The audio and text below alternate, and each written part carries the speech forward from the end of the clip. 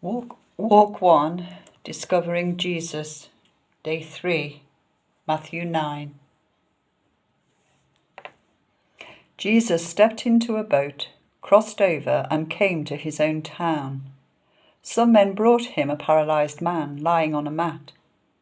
When Jesus saw their faith, he said to the man, "Take heart, son, your sins are forgiven."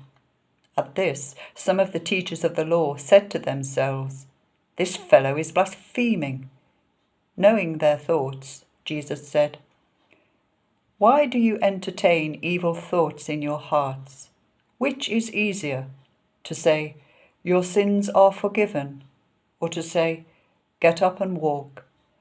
But I want you to know that the Son of Man has authority on earth to forgive sins."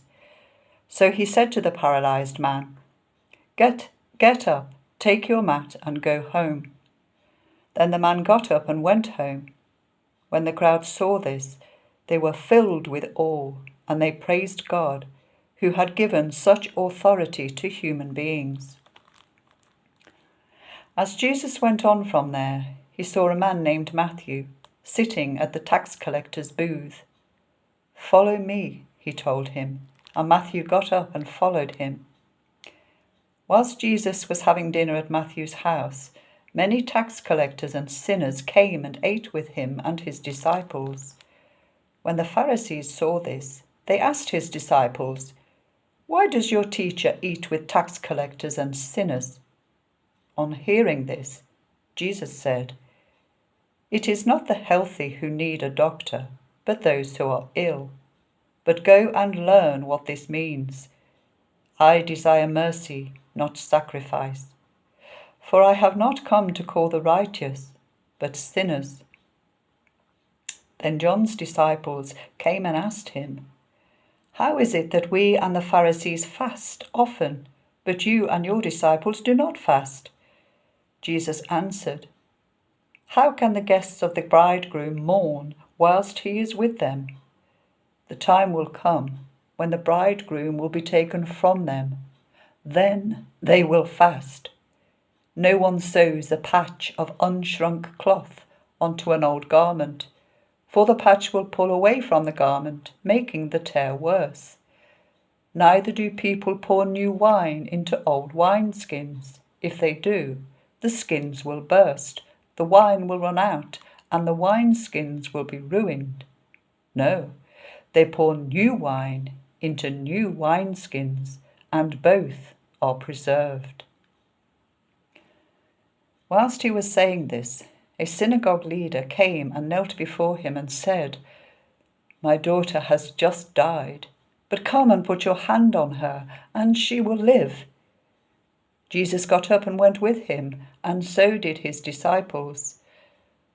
Just then a woman, who had been subject to bleeding for 12 years, came up behind him and touched the edge of his cloak. She said to herself, "If only I touch his cloak, I will be healed." Jesus turned and saw her. "Take heart, daughter," he said. "Your faith has healed you." And the woman was healed from that moment. When Jesus entered the synagogue leader's house and saw the noisy crowd and the people playing pipes, he said, "Go away, the girl is not dead but asleep." But they laughed at him. After the crowd had been put outside, he went in and took the girl by the hand, and she got up. News of this spread through all that region. As Jesus went on from there, 2 blind men followed him, calling out, "Have mercy on us, Son of David." When he had gone indoors, the blind men came to him, and he asked them, "Do you believe that I am able to do this?" "Yes, Lord," they replied. Then he touched their eyes and said, "According to your faith, let it be done to you." And their sight was restored. Jesus warned them sternly, "See that no one knows about this." But they went out and spread the news about him all over that region. Whilst they were going out, a man who was demon-possessed and could not talk was brought to Jesus. And when the demon was driven out, the man who had been mute spoke. The crowd was amazed and said, "Nothing like this has ever been seen in Israel." But the Pharisees said, "It is by the prince of demons that he drives out demons." Jesus went through all the towns and villages, teaching in their synagogues, proclaiming the good news of the kingdom and healing every disease and illness. When he saw the crowds, he had compassion on them, because they were harassed and helpless, like sheep without a shepherd. Then he said to his disciples, "The harvest is plentiful, but the workers are few. Ask the Lord of the harvest, therefore, to send out workers into his harvest field."